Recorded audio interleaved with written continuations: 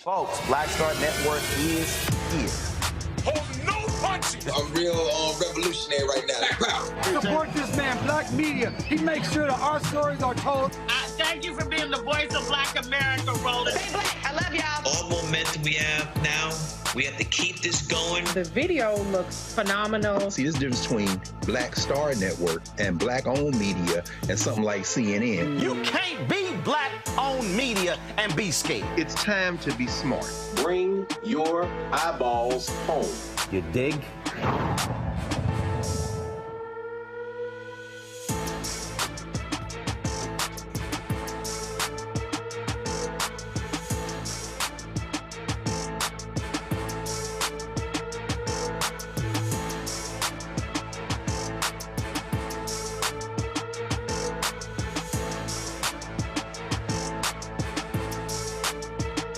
Hi, I'm Isaac Hayes III, founder and CEO of Fanbase.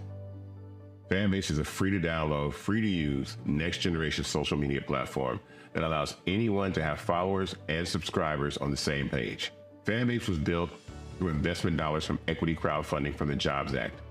People just like you helped build Fanbase, and we're looking for more people to help build Fanbase. We are currently raising $17 million in a Regulation A crowdfund on Start Engine. We've already crossed $2.1 million, but we're looking to raise more capital from people just like you that deserve the opportunity to invest in early stage startups without having to be accredited investors. So right now, I'd like you to go to startengine.com/fanbase and invest. The minimum to invest is $399. That gets you 60 shares of stock in Fanbase right now, today. And then use Fanbase to connect with friends, grow your audience, and be you without limits.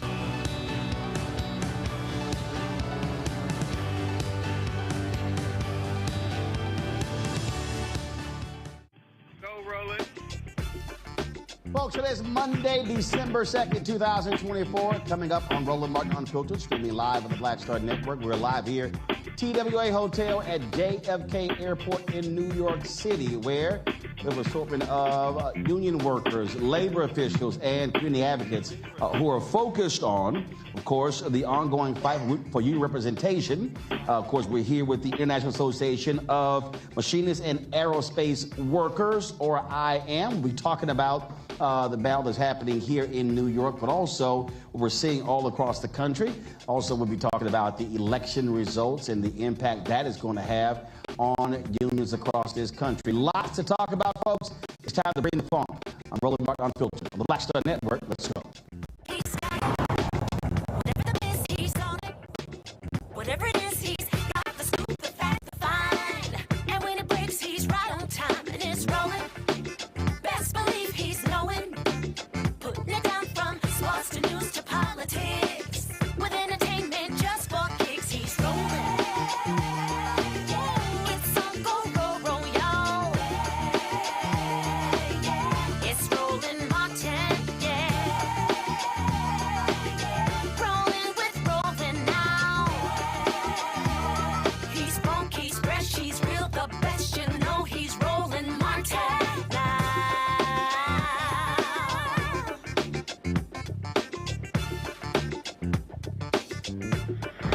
Martin.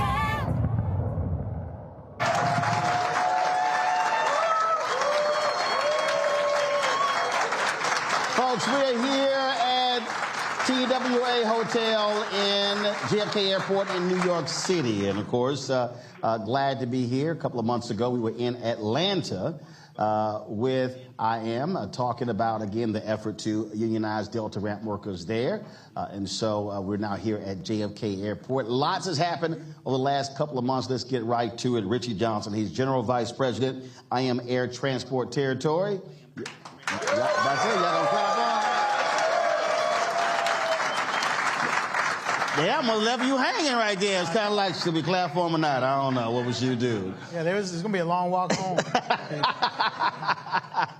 First and foremost, since we last chatted, that was in September, when we talked, how has the effort gone since we broadcast that show? Yeah, I mean, initial big boost, and it continues to grow. You know, I had mentioned the last time we were together that if we were able to grow our numbers and capture the folks that cards had expired, that we would possibly be found by the end of the year. The struggle still is getting those folks that have not, that their cards have expired. Our numbers are well more than we would need to file for an election if we had both the combination of our current cards and the ones that have expired. So, I mean, we're knocking at the door, and the numbers are increasing every week. So there's a lot of positive to look at from that show. And look, this kind of exposure was fantastic for us. People were talking about it, not just at Delta Airlines, but at all the airlines. And the necessity for this group of folks to get organized. And it really actually inspired the next group, which we're going to talk about today as well, which is JetBlue, which just blew up shortly thereafter. So really, the impact was fantastic. And was it because people, heard about it, but was an opportunity also folks who are not familiar with the effort to learn about what the workers go through and what their concerns were? Yeah, I mean, I don't know if that necessarily was what triggered. I think, look, we had filed for an election with JetBlue 2 years ago, and we lost the election. Getting to a filing was a big deal. It was the first time in 19 years that a filing had been done on that property. And I think, if anything, us being able to get the message out to those folks as well, what it did was it said to them, hey, look, let's not get left behind. We dropped the ball last time. Let's get on this thing. And we literally said to that group of people, look, if you want this, you got to do it yourselves, at least out of the box. Mm-hmm. And they 100% have done the drive themselves, which is fantastic. And that's, a credit to what they're doing, what we're doing at Delta Airlines, and to that group of folks that are saying, hey, look, we don't want to get left behind. It's our turn. As we discussed last time, when you look at the percentage of Americans who have a favorable view of unions, you have not seen it this high in quite some time. And do you think that's because with the wage gap growing, with the wealth gap growing, the top 1%, 3 or 4 individuals having more wealth than the bottom 50%, that people realize that, hey, this idea of just going it alone may not necessarily always work? Well, 100%. I mean, it's absolutely a contributing factor. And the fact that, we're probably more visible and more vocal than we've ever been. We've had, for the past 4 years, a White House that was very pro-labor and said the word union a lot. And we were able to, as labor, get our message out even more. And people wanted to hear the message. And so I think that, taking these opportunities, and appreciate you having us on the show again, to be able to talk to folks and to get our word out there really just inspires people to go, look, there is an avenue. And I also think that we have, a new generation of workers we have a new generation, period, right, that are very involved. And they want to be involved in something. Doesn't matter what it is. They want to be involved, whether it's social injustice, whether it's this movement or that movement. And we have an opportunity to be the something. And when they see that, the inequality that you're talking about, and they want to see that changed in the workplace, well, we're giving them that avenue. And so, yeah, I mean, a big part of why we're having success is this next generation of workers. I had a conversation over the holidays with a couple of folks, and I was talking to them about if they really want to just step back and look at how the nation has changed. Meaning, when you look at types of jobs, how much you're able to make. For a long time in this country, you didn't have to go to college. You had a significant number of jobs. For folks that were blue-collar, working class. They were able to have good-paying jobs, buy homes, send their kids to college, take care of their families. And then if you look at this across the board, so you got manufacturing. Then it used to be able, when you went to a grocery store, the people who actually was a person behind the counter. Sure. I can't remember the last time I even physically went into a bank. And so when you look at a lot of those jobs are now just gone. And so it's hard for people to understand how jobs have changed in this country. And many of the customer service jobs that used to be for students or young folks, you literally have middle-aged and older folks assuming those jobs because of how the labor force has changed. Yeah, look, it has changed dramatically. But there are still a lot of jobs out there. And there's still an availability for people to come to work for union jobs.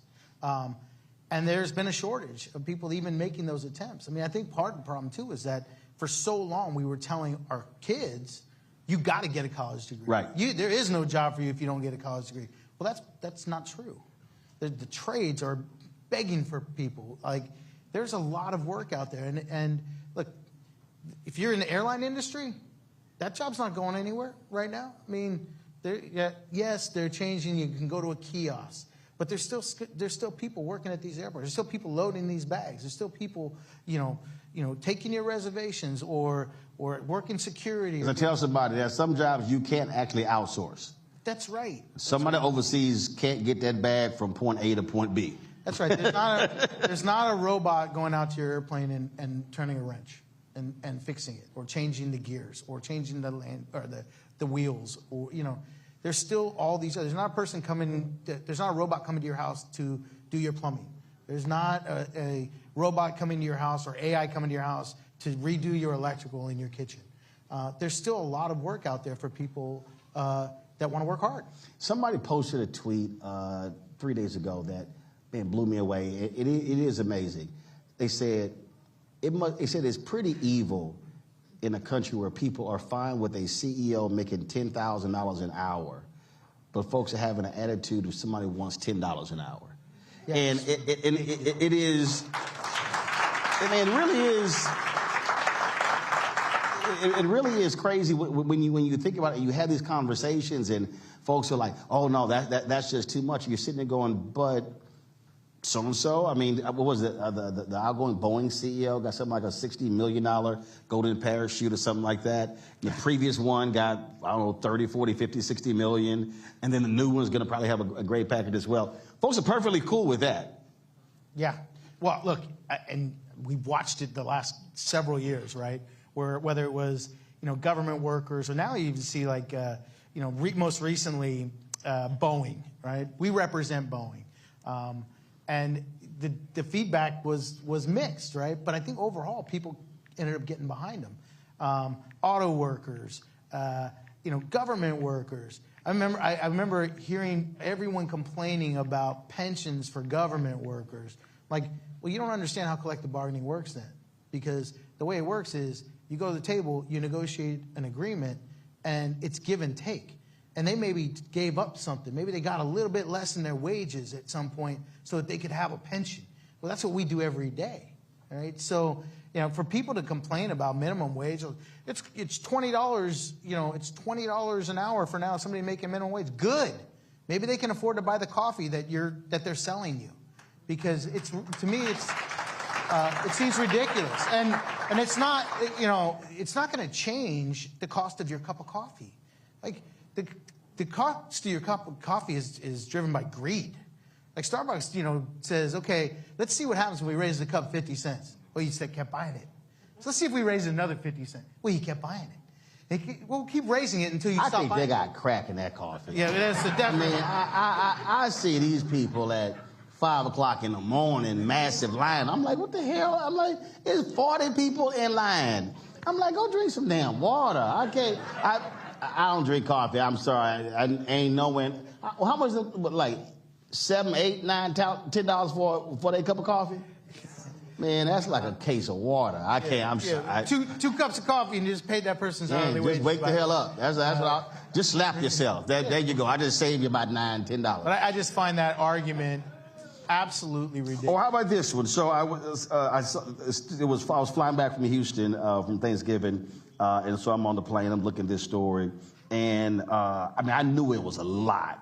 So in 2023, the top 20 airlines took in $33.3 billion for fees for carry-on bags. $33.3 billion.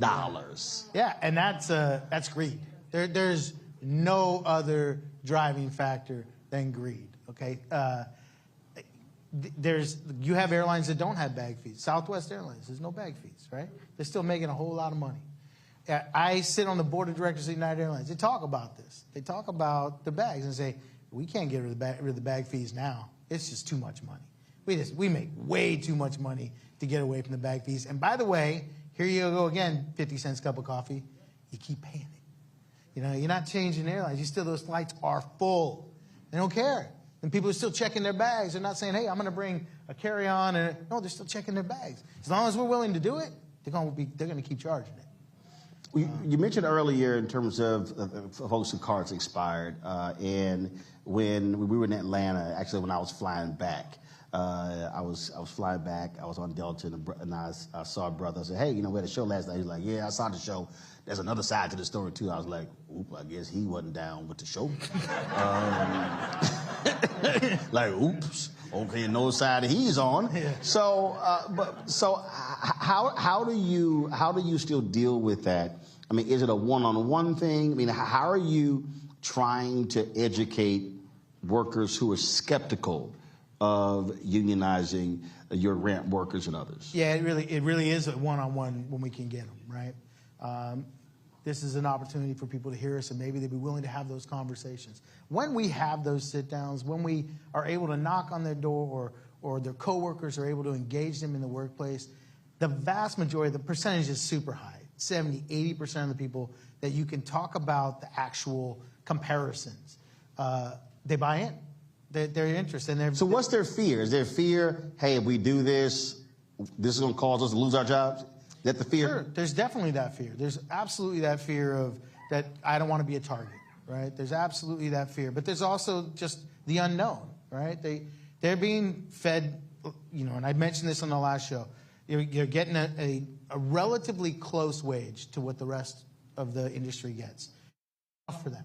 So they don't take the time to do the research. They don't take the time to find out for themselves. And so, you know, what they're getting told by Delta Airlines or some of these airlines that are non-unionized is, why would you do that? You're going to have to pay, you know, $50 a month for union dues. You know, why do you want to pay that extra amount? Well, you're going to pay that extra amount because you're about to get a lot more. Like, the companies are not out there, you know, trying to keep unions off their property just because they don't want to mess with their culture.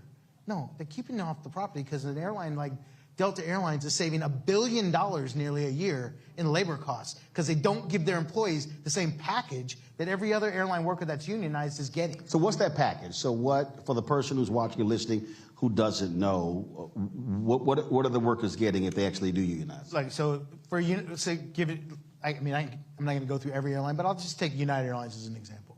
United Airlines, the employees of United Airlines have the top wages, or at some point were the top wages. We're in negotiations again. They'll go back to the top. But the top of the industry in wages, they got a pension, they got a 401k, they have medical plan, they have dental plan, they have paid vacation, they got paid sick leave, they got profit sharing, they got shifts that they get to bid, they get double time, they get overtime, extra pay on their holiday. If they work a holiday, they get double time. Their package is complete. It's not an empty shell where it's painted pretty on the outside with a dollar sign, and then on the inside it's empty. Like, a contract at United Airlines is 300 pages long. And it's not just about that, too. They have protections. They have rights, grievance procedures. If they are wronged in the workplace and a contract is violated, whether it's bidding your shift or picking overtime or things of that nature, they have an ability to say, you passed me over, now you have to pay me. And you have representation to do so. So compare that to the airlines you're trying to unionize. Well, I mean, they just don't have. I mean, they'll have pieces of it. Sometimes they'll be comparable in the wages. Not like, if you take a JetBlue, they're not even comparable. They're just not even comparable with the top 5 or 6 airlines. They're not even in the ballpark.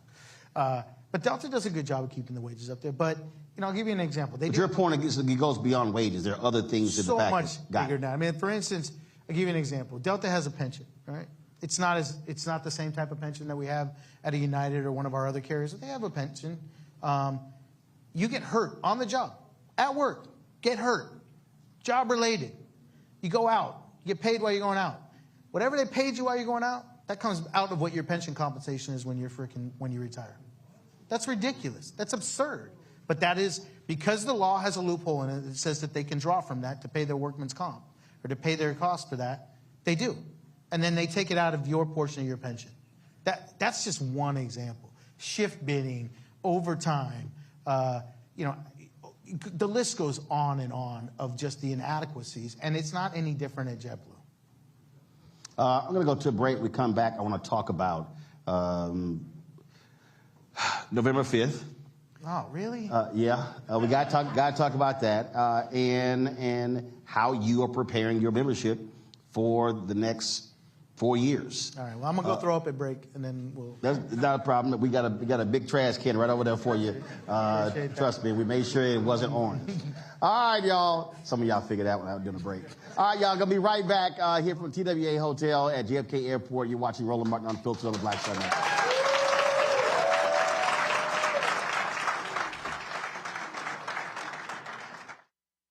Hi, I'm Dr. Jackie Hood Martin, and I have a question for you. Ever feel as if your life is teetering and the weight and pressure of the world is consistently on your shoulders? Well, let me tell you, living a balanced life isn't easy. Join me each Tuesday on Black Star Network for A Balanced Life with Dr. Jackie.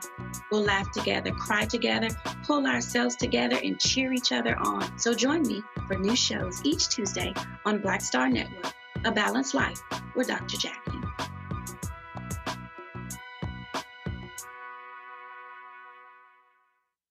What's up, y'all? Look, Fanbase is more than a platform. It's a movement to empower creators, offering a unique opportunity for everyday people to invest in Black-owned tech, infrastructure, and help shape the future of social media.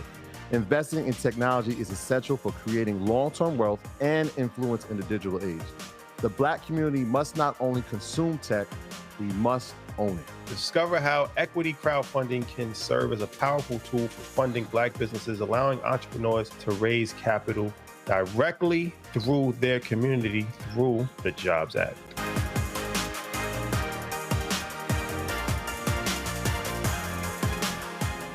Now streaming on the Black Star Network. I had been trying to get a record deal for a long time. You know, when I finally got signed to the Motown record label in 2003, I was 34, 35 years old. And up until that time, I had been trying to get record deals the traditional way. You know, you record your demo, you record your music, and you send it, you know, to the record labels, or maybe somebody, a friend of a friend, knows somebody that works for, you know, the record label. And really, chemistry that was my last-ditch effort at being in the music business. How long have you been trying? I've been trying since I was a teenager. Wow. You know? And you know. And I'm grateful that it didn't. I'm grateful that it happened when it happened, because I wasn't prepared, you know, as a teenager to embrace all that comes with a career in the music industry.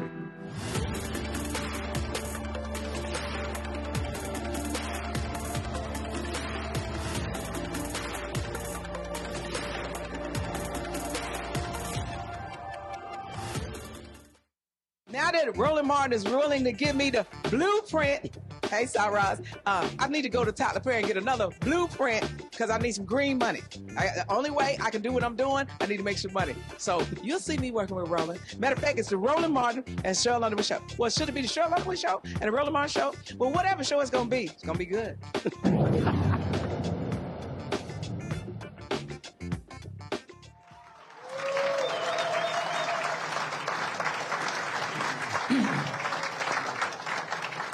All right, folks, we are back here at TWA Hotel at JFK Airport. Richie Johnson joins us, of course, General Vice President, IAM Air Transport Territory. So last time we chatted, we were in Atlanta in September. Election was 2 months out. Did not go the way many of us wanted it to go. It's amazing to me to listen to people who will say, oh, yeah, I know he said those things. I just don't think those things are going to happen. As we talked about, some of your union brothers and sisters wanted him back in, but unions have a bullseye on their back and on their chest from this incoming administration. Yeah, I mean, it's a scary time, and it is interesting to hear, you know, some of our members that, you know, thought this was in their best interest. It's like they must have selective amnesia, because we had 4 years of it. We saw what happened. I mean, I guess the upside to the 4 years when Trump was in was that we organized like we never had in the past, because wages were so stagnant. because the people he was putting into positions, whether it's the National Labor Relations Board or the National Mediation Board, were so anti-union that the damage that he was doing was horrific to workers. That maybe they forgot that there was over 45 manufacturing plants that closed, many of which we represented, and that those jobs just were going out of this country. And manufacturing increased under Biden-Harris. Well, a lot increased. Wages increased. A lot happened that was very positive and pro-worker, and they certainly were out there, fighting for our cause. I mean, we had the Secretary of Labor was a former union leader until he left, and then they brought in the next one. But a huge labor background. The head of the National Mediation Board, which is the body that governs the Railway Labor Act that we fall under in Air and Rail, had been an attorney for the Machinists Union. There was, the new person that they put into the National Labor Relations Board, huge labor background. These were people that had experience and that were pro-labor. And those have a massive impact in how we are governed, in how elections go forward, the rules behind elections, having stopping the companies from having meetings that just bash unions. There was a lot that happened under that in this administration, and we forgot what had happened the 4 years under Trump. And it's a scary time because they're not being shy about it. He can say whatever he wants about I don't know anything about 2025 or. Well, I'm just going to hire everybody who work with it. But I'm going to hire everybody. Now I'm going to put them in positions of power. Right. And there is a very large section in 2025 that says, get rid of the National Labor Relations Board. Try to do whatever we can to look, Jeff Bezos and Elon Musk are suing, and they want the Supreme Court to rule against the National Labor Relations Board. Yeah. That's real. The list goes on. And it was like, look, they bought into the rhetoric. And it was just... how do you... That's the thing that it is still befuddling to me, that you could have the most pro-union administration since Franklin Delano Roosevelt. It's still crazy to me that the vice president can cast the tie-breaking vote that saved billions of dollars in pensions, 600,000 Teamsters, and they're like, yeah, we're not gonna endorse, and you're like, what the hell just happened? Yeah, we talked about it on the last show. I was like shocked at some of the stuff, but even we talk about hearing the words right out of his mouth, like out of his own mouth, in his conversation not that long before the election with Elon Musk. He said, if workers are striking, fire them. And then you're going to tell me, well, that's not what he meant? If you are a union worker and you voted for, I'm like, you're just voting against your best interest. He said, you mentioned the overtime with United Airlines. He said, what did he say? Oh, I hate overtime. I hate overtime. I'm not paying people overtime. But then on the other side of his mouth, he says, I don't think overtime should be taxed. Yeah, because you don't want there to be any overtime.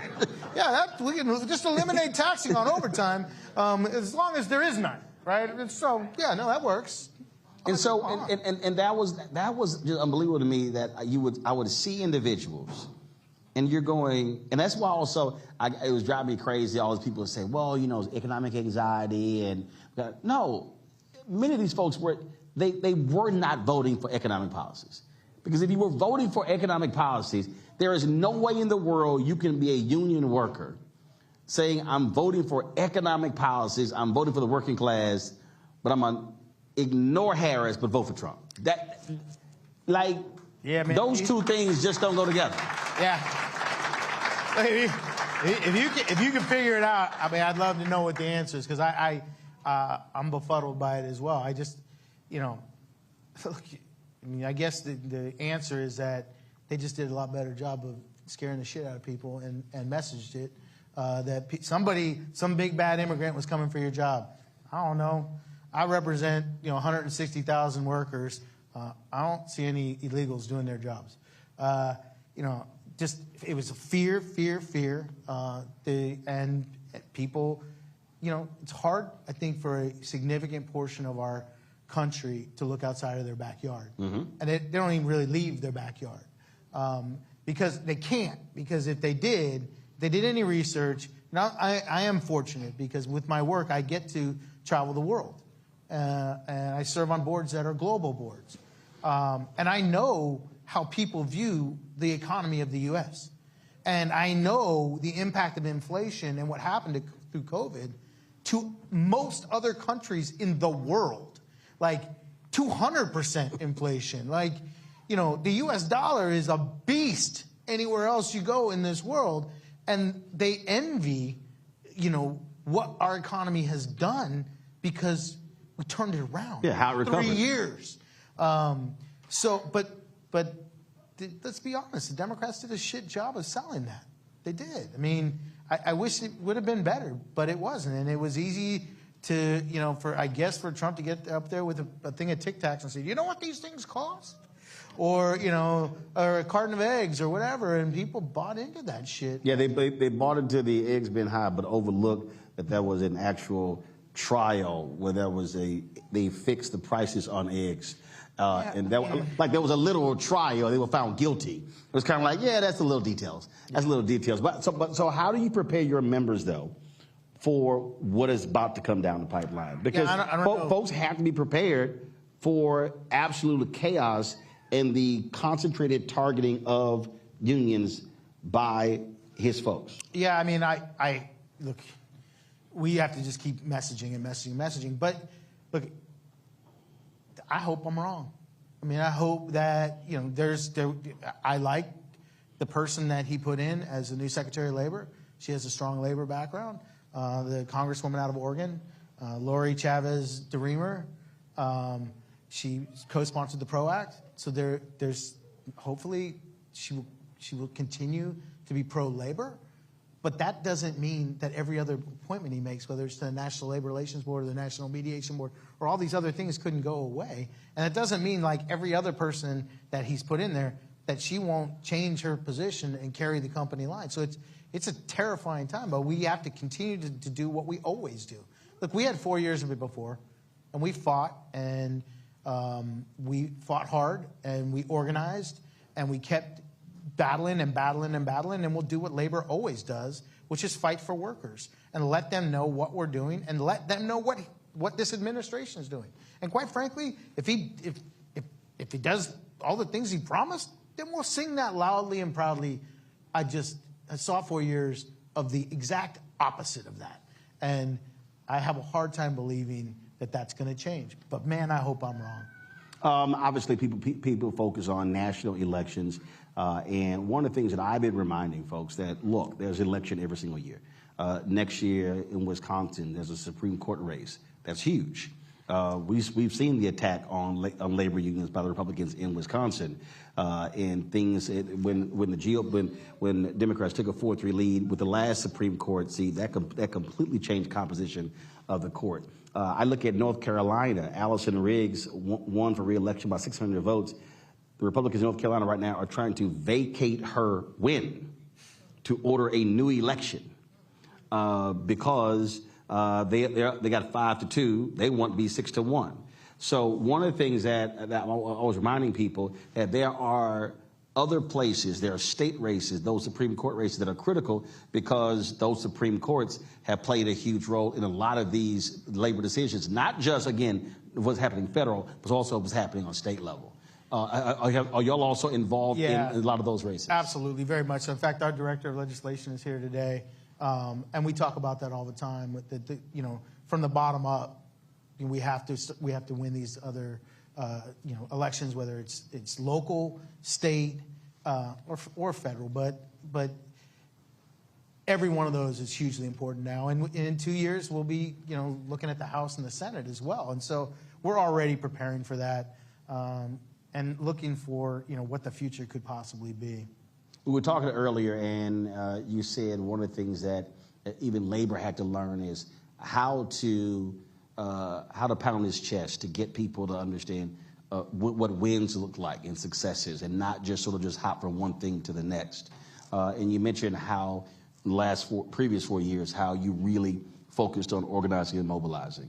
And Lee Saunders talked about this and asked me, he said we had to go back to basics to really get folk to understand and go back and have real conversations direct with our members to understand why we matter. Is that what happened? Is that what y'all had to do? Yeah, I mean, we completely revamped how we communicate and made in-person visits a priority. But it wasn't just that. It was that we had to change our whole communications. Like, we had to make sure that we had a presence on all the social networks, whether it's, Facebook or Twitter or Instagram or, go down the list. Use every avenue, including things like snail mail and email. So they have TikTok videos of you dancing? Well, I mean, did somebody put that out again? Hey, listen, it was really good. I'm just saying, I was crushing it. But no, we're trying to do as much as we can, including being on your show. Like all of this is important. It's, we take for granted that people will understand. They'll just know. Like, we just negotiated an amazing deal with American Airlines. Makes them top pay in the industry. They're nearly, for a fleet service worker, they're nearly making $40 an hour. All right?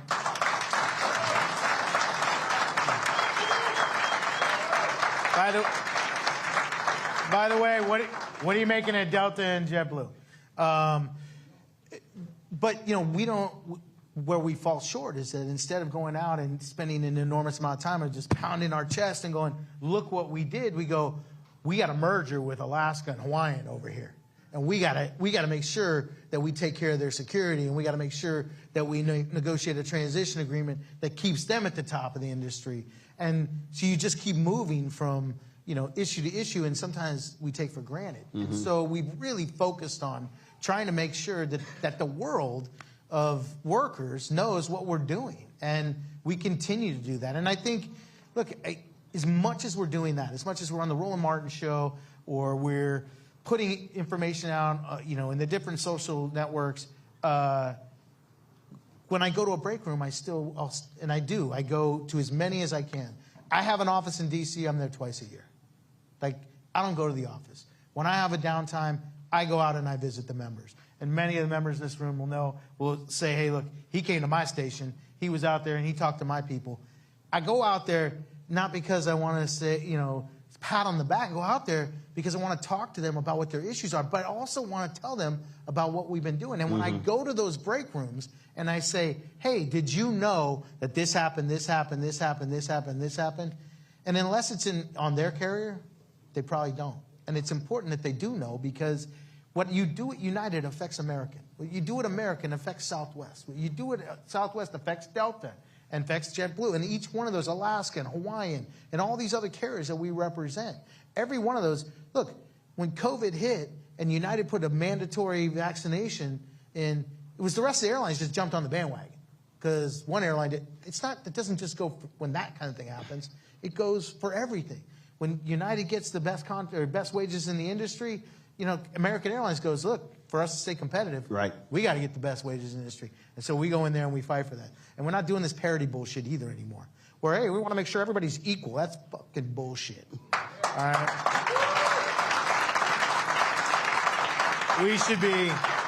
We should be building on our victories. When we made Alaska Airlines the highest paid in the airlines, then we did Southwest, then we did United, then we did American, and we'll do United again, and we'll keep building and building and building.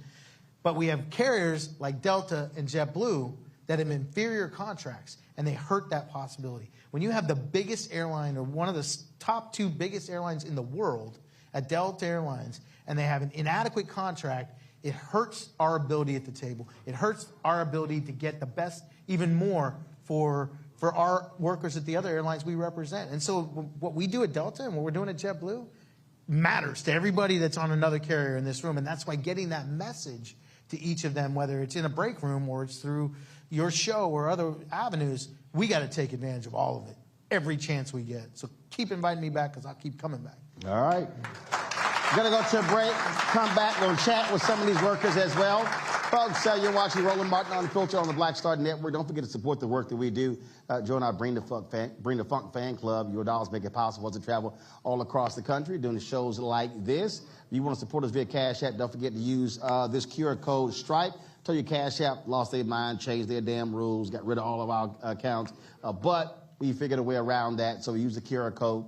You can still do Cash App. Also, my folks who don't trust any of this stuff, they still send checks and money orders. They do. I get about 30 a week, and they still cash the same.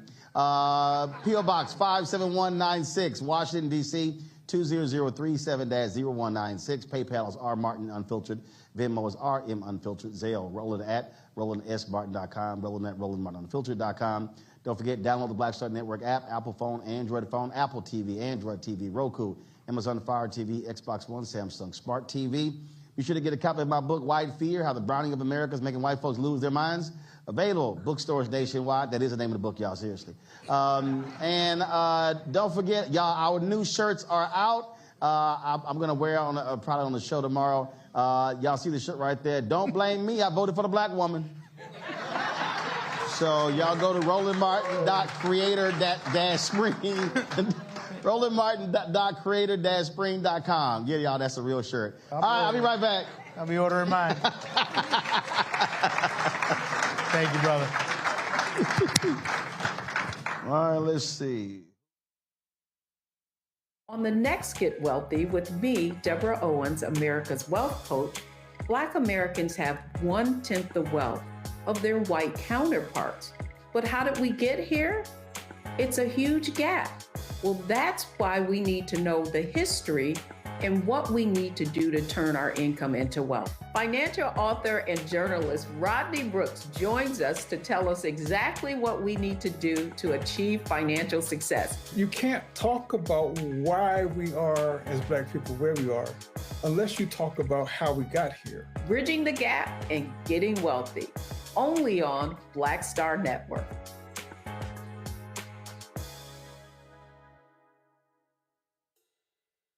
Hi, I'm Isaac Hayes III, founder and CEO of Fanbase.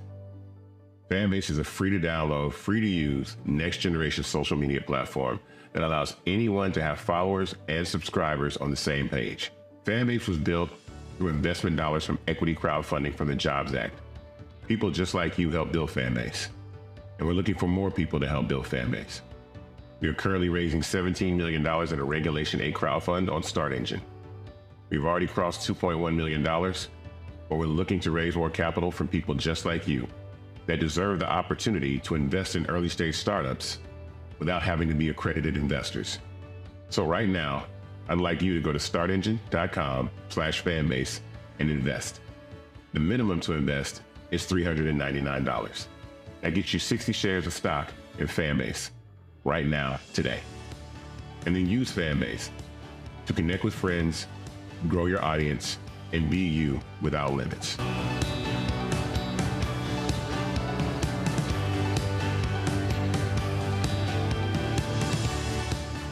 Hatred on the streets, a horrific scene, a white nationalist rally that descended into deadly violence.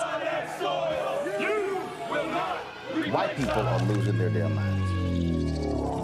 As an angry pro-Trump mob storms the U.S. Capitol, we've seen shooting. We're about to see the rise of what I call white minority resistance. We have seen white folks in this country who simply cannot tolerate black folks voting. I think what we're seeing is the inevitable result of violent denial. This is part of American history. Every time that people of color have made progress, whether real or symbolic, there has been what Carol Anderson at Emory University calls white rage as a backlash. This is the rise of the Proud Boys and the Boogaloo Boys. America, there's going to be more of this. Here's all the Proud Boys, Dave. This country is getting increasingly racist in its behaviors and its attitudes because of the fear of white people. The fear that they're taking our jobs, they're taking our resources, they're taking our women. This is white fear.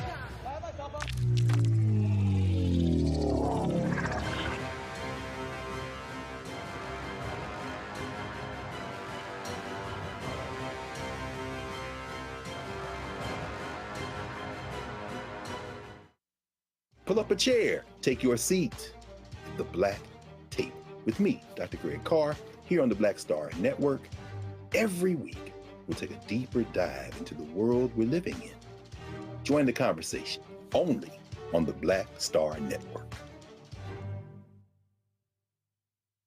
Hey, what's up? It's Sammy Roman. Hey, it's John Murray, the executive producer of the new Sherry Shepherd Talk Show. It's me, Sherry Shepherd, and you know what you're watching, Roland Martin Unfiltered.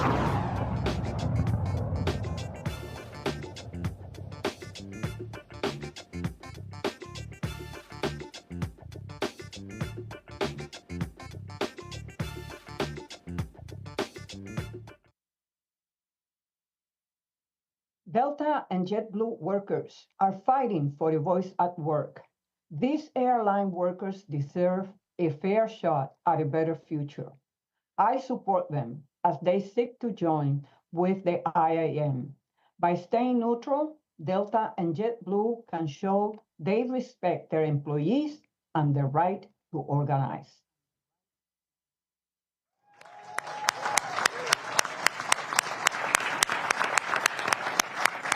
All right, folks, welcome back to Roland Martin Unfiltered, the Black Star Network, here at TWA Hotel at JFK Airport. Joining us right now, 3 IAM union members, Faisal Silwani with United Airlines, Derek Monk with American Airlines, and Nina Caldwell. She is with Southwest Airlines. How y'all doing?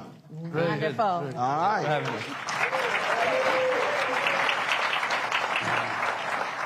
So, Nina, I'll start with you. So, for the person out there who doesn't understand that they don't work for an airline, they're part of a union, why does that matter? Being part of a union matters because it affects your quality of life. When we say quality of life, most people think of pay, but it also affects the fact that you have respect, dignity, equality, equity, a voice at the table, and it affects our safety because we all want to come to work and leave the same way. Now, how long have you been with Southwest, and what's your job there? I am a customer service agent at Southwest Airlines, and I've been there 33 years. All right. So, are you in person? Are you on the phone? Which one of the areas you get cussed out at? Which one? I'm in person. I throw bags, I do baggage service, I work the ticket counter, I work the gates, and yes, I get cussed out in all of those places. So when they throw a temper tantrum, how do you respond to that? Do you just stand there and look at them like, look at this fool, they not gonna make this flight? So how do you deal with them crazies? I think as public servants, because that's what we are, we all have learned our airline smile. And I think in my mind those very things you said, but I don't verbalize it. You don't think you just hit that button like, oop, that seat just disappeared? I wish. Derek, what do you do? I'm a fleet service agent. All right, what does that mean? Well, we take the bags, we load them onto the planes, and we take them from plane to plane, make sure our customers get them. Oh, so my golf clubs get loaded. Absolutely. No, it's funny. See, I heard you talking about those. See, there you go. Hey, see, listen, I posted enough. I think I've hit every airline. So no matter when I fly, they like, look, your golf bags are just fine. And we check. Your clubs will not get broken. It's all absolutely oversized belt. So same thing. So for you, what has it meant being able to be part of a brotherhood or sisterhood, and not just having to fight for wages and things like that on your own, but being a part of a collective? Well, you can do more, with fists than you can do with one finger. And so, we are stronger collectively than we are by ourselves. And so being a part of the union, as Nina said, helps with the quality of life and not just the pay, but the things that give you respect. I'm also on our grievance committee, which means I spend most of my time fighting with the company when our members are disciplined, wrongfully. And we have the opportunity to go in and fight with the company and, either take care of the discipline, or if they're terminated, we help get their jobs back. Those are all the things that we have collectively bargained. Faisal? I'm a ramp service employee. I love it. Bags don't. How long you been doing it? 18 years. 18 years. Love it. The bags don't talk back. But yeah. But let me tell you, smart bags. Oh yeah. Oh yeah. So, you've probably heard that expression of the airport life, right? You work crazy hours, having to do doubles, sometimes not going home for 2 days, especially when you call in those snowstorms. So quality of life has always been a big topic for me. Being on the grievance committee and being the frontline voice for the members is very impactful. And actually, I'm currently on the negotiating team for United. It's so powerful, so important to have a voice at that table, right? Because I had the opportunity to sit across what they call their leadership, which is just a bunch of managers, and how disconnected they are from their frontline employees and how they don't care, right? So, like for us over at United, anytime you go to see a member of management, the first thing they ask you is, what's your employee number? That's all you are to them, an employee number, right? So it's so powerful, so impactful to have a voice at that table and show the company the true examples of what we experience out there. So for all three of you, I'm sure you've encountered folks who've resisted being in the union. What is that conversation like? What do you say to them? Well, I like to use my own experiences because when I started 18 years ago, I started prior to the merger with Continental. So obviously we were non-unionized. And I was a victim of being non-unionized, right? Mm-hmm. So we did unionize and we did merge, but I didn't have job protection as far as where I came from. I started at the cargo operation, and I was faced with outsourcing.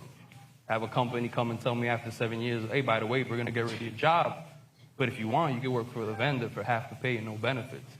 So it's sometimes those personal experiences, explaining it to a member who might not agree or might not be 100% behind the union, gives them a firsthand of how important it is to have a union. Luckily, the language that we did have allowed me to come up to the ramp, and those type of experiences help those members understand why it's so important to have a union. Yeah, I agree with that. We have a lot of members who they don't understand, what the union has won for them. They don't understand that it was the union that created the 40-hour work week. They don't understand that it's the union that makes sure they have paid holidays. They don't understand that it's the union, that is able to set up meetings, so they can have a better work environment and safer working vehicles and things like that. So they don't understand those things. And so those are the things that we try to educate them, especially, when we get new hires or people who just, don't seem to care. We try to do our best to educate them up. Until they get in trouble. Yeah, until they get in trouble. Oh, absolutely. And then you everybody's best friend. Yeah. Nina? I'm a piggyback on the gentleman. Education is the key. We don't live in the age anymore where labor is at the forefront because kids are having kids. So they don't teach their families about labor, the labor movement. So when they come to work and they get a union job, they're not familiar about the history of the labor movement. And so us old heads, we have to take the time. We call them OGs.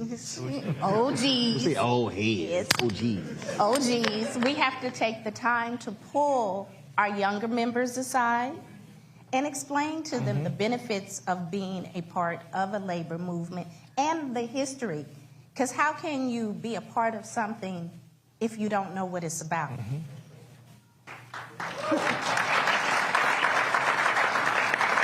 So when you face resistance, how do you deal with it? Resistance? Yeah. A lot of times, I'll tell our members, look, you can do two things. You can curse the darkness, or you can light a candle. And so I asked them,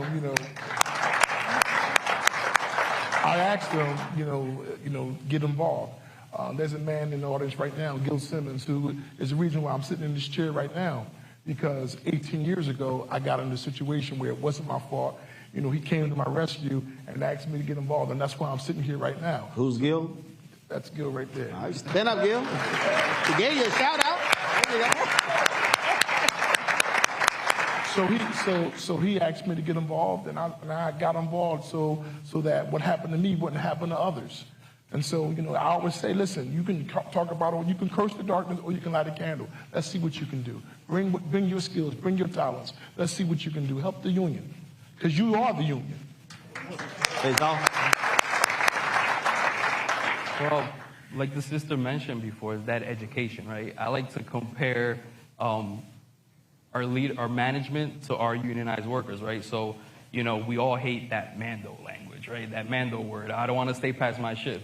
So I like to educate them. See, that's the perfect example. We're only required to stay 4 hours. Your supervisor, they might be here till tomorrow.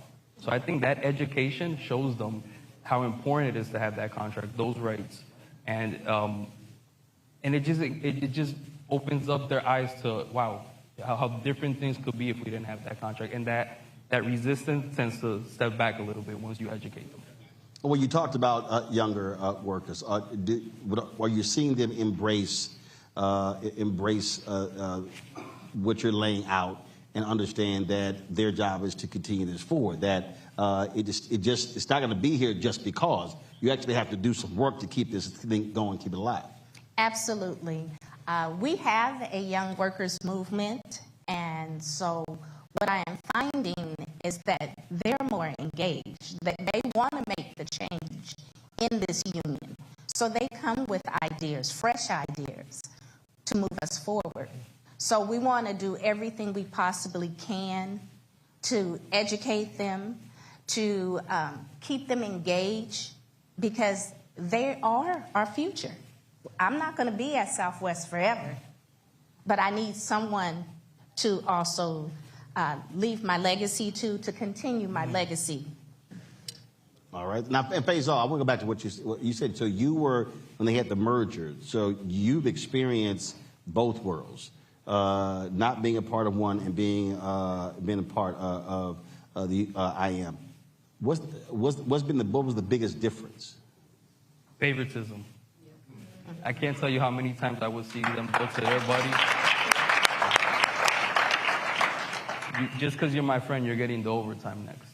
Or just because you're my buddy, you're getting a better shift than everybody else. That's what happened when you were not... When we were non-union. Got it. You understand? Or how one individual will be disciplined different than somebody else just because sometimes the color of their skin. And it was very disheartening to see that. So once we merged, once that union got in, man, what a difference. What a difference. Yeah. All right, then. Well, look, we appreciate all three of you sharing your story. What's that airline smile again? So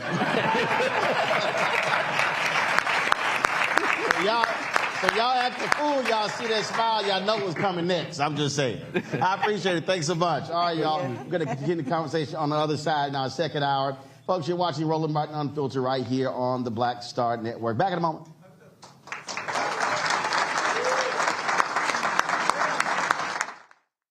Now streaming on the Black Star Network. I had been trying to get a record deal for a long time. You know, when I finally got signed to the Motown record label in 2003, I was 34, 35 years old. And up until that time, I had been trying to get record deals the traditional way. You know, you record your demo, you record your music, and you send it, you know, to the record labels, or maybe somebody, a friend of a friend, knows somebody that works for, you know, the record label. And really, chemistry that was my last-ditch effort at being in the music business. How long have you been trying? I've been trying since I was a teenager. Wow. You know? And you know. And I'm grateful that it didn't. I'm grateful that it happened when it happened, because I wasn't prepared, you know, as a teenager to embrace all that comes with a career in the music industry.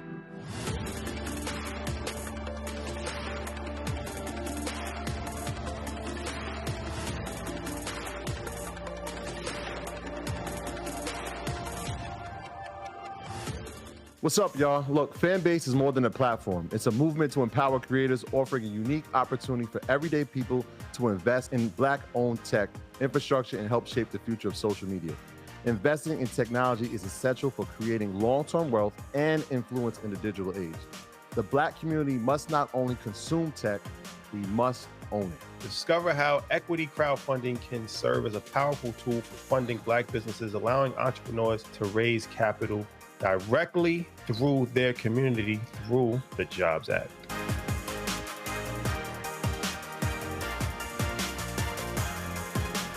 Hi, I'm Dr. Jackie Hood Martin, and I have a question for you. Ever feel as if your life is teetering and the weight and pressure of the world is consistently on your shoulders? Well, let me tell you, living a balanced life isn't easy. Join me each Tuesday on Black Star Network for A Balanced Life with Dr. Jackie. We'll laugh together, cry together, pull ourselves together, and cheer each other on. So join me for new shows each Tuesday on Black Star Network, A Balanced Life with Dr. Jackie.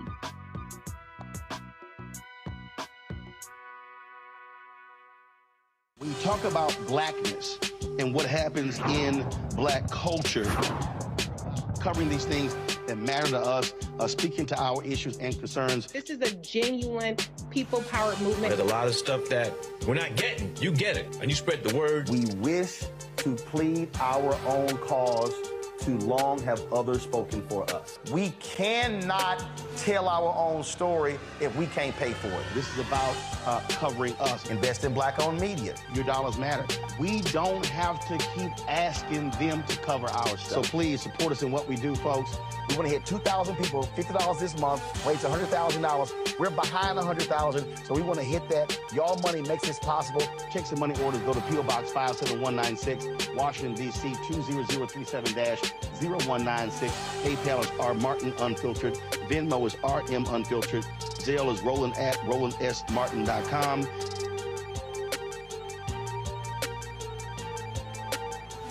On the next Get Wealthy with me, Deborah Owens, America's Wealth Coach, Black Americans have 1/10 the wealth of their white counterparts. But how did we get here?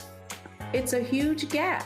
Well, that's why we need to know the history and what we need to do to turn our income into wealth. Financial author and journalist Rodney Brooks joins us to tell us exactly what we need to do to achieve financial success. You can't talk about why we are, as Black people, where we are, unless you talk about how we got here. Bridging the gap and getting wealthy, only on Black Star Network.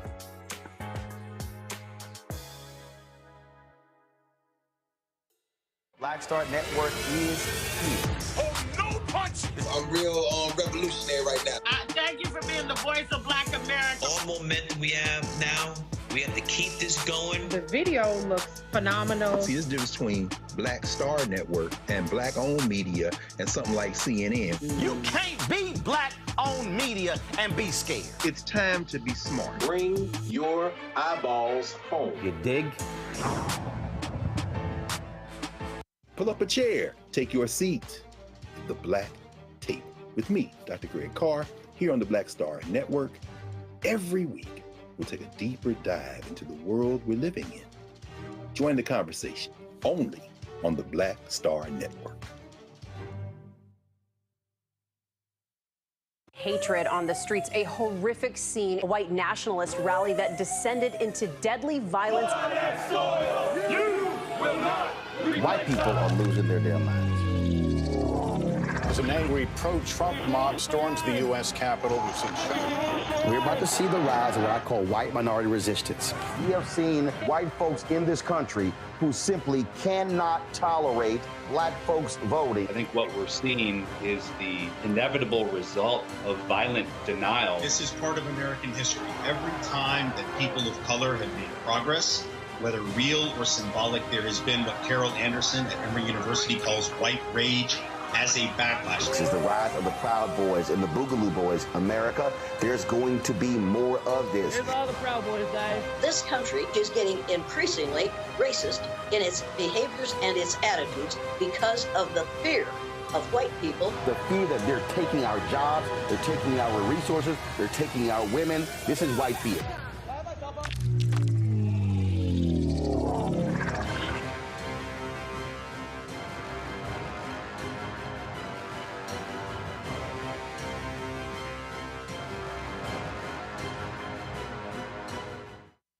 Russell L. Honoré, Lieutenant General, United States Army, retired, and you're watching Roland Martin Unfiltered.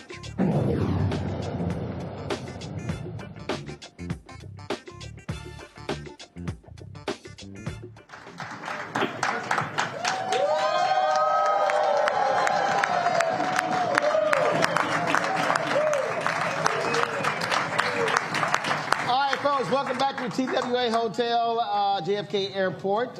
We, of course, here with IAM and a lot of work that they're doing when it comes to unionizing airport workers across the country. We're joined by three right now. Interesting mix of the panel right here. One, this will get me. So Dan McCurdy is Delta Airlines rent worker out of Minneapolis. Okay, not union. But David Pink, USW union member at Delta from Montreal. They are union. And then Rich Jarvis, grounds op geo, JetBlue in Boston, not union. So I got to start with you. How in the hell are you Delta and y'all unionized, but he's Delta and not? Well, I'll tell you, Roland, after the merger with Northwest Airlines, what was it, 2008, I believe? So we had one unionized group of employees and another group that wasn't. That was Delta. Northwest Airlines, we had a collective bargaining agreement. In that agreement, we had a no outsource clause in our contract, which still exists today. Article 2D, Delta can't outsource our jobs. That's in our collective agreement.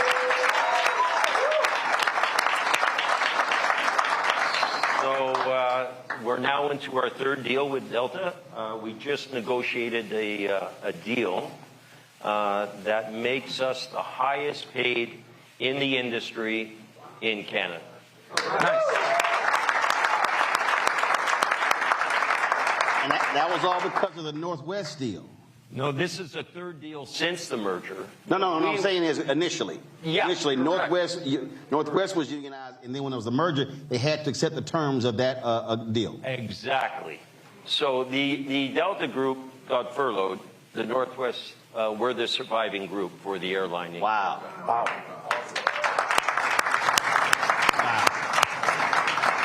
How many workers? We're back up to 300 now, at least 300 in the country under the USW banner. Yeah. Okay.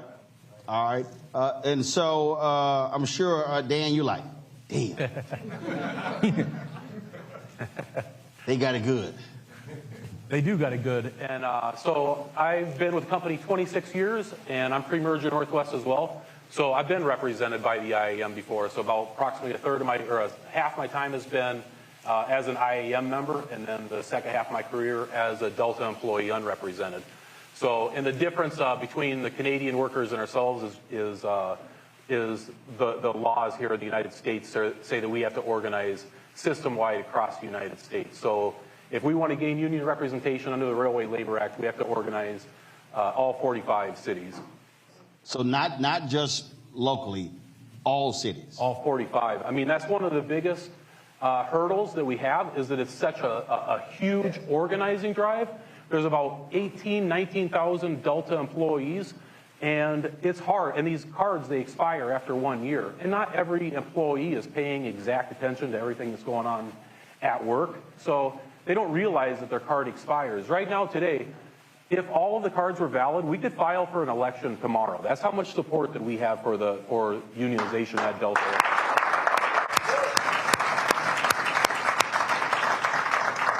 And with that said, and I'm going to throw out some numbers, I hope this is okay, but we've got like 2,000 cards that are expired because employees don't necessarily know that their card has expired. It's been longer than 1 year. So, and it's interesting. So how do they know? We've got to find them and let them know. I mean, there's no way. That's part of the.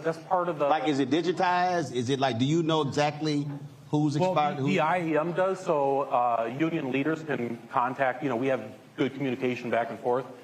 But we've got employees in all 45 stations that have expired cards. So we've got to track them down and get them to re-sign. And it's interesting because you'll have employees, like they'll go on social media, like, what's taking the IAM so long to get us to an election? What's taking so long?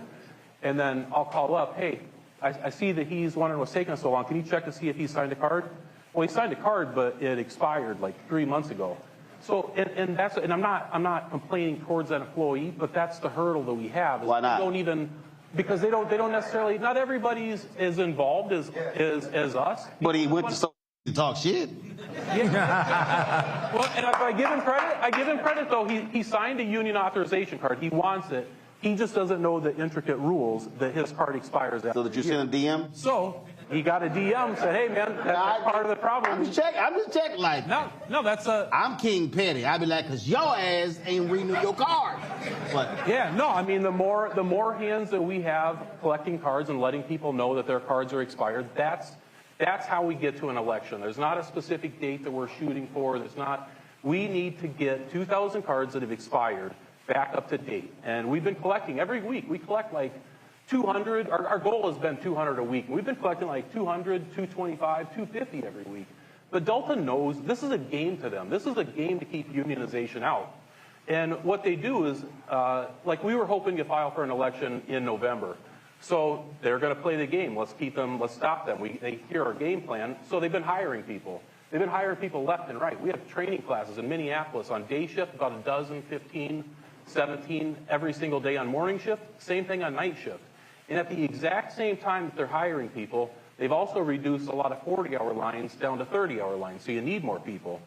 But then, at the same time as that, they're also, I just got an email today that said, hey, if you want any time off in December, let us know, and we'll try to approve it. So they're giving time off to employees as well. So what they're doing is they're growing the base number of employees that we need to collect cards to make it more difficult. So the more that they know our game plan, the more that they're just trying to do union avoidance and stop us from. So when they hire 17, somebody wouldn't have to do it, saying, I mean, like if you know they're training them, I mean, how do you then combat that? Do you have someone who's waiting for the new folks to come on? I was like, step on over here. Yeah, well, the fortunate part for us is that they wear yellow vests, so they're easily recognizable. And we go have a conversation pretty early to let them understand that right now we trail the industry in pretty much every category except for profit sharing. We trail in base pay, we trail in vacation pay, we trail in benefits, we trail in work rules. We should be leading the industry in absolutely every category. We make 40% of the airline's profits at Delta alone. There is absolutely no reason that we should be left behind.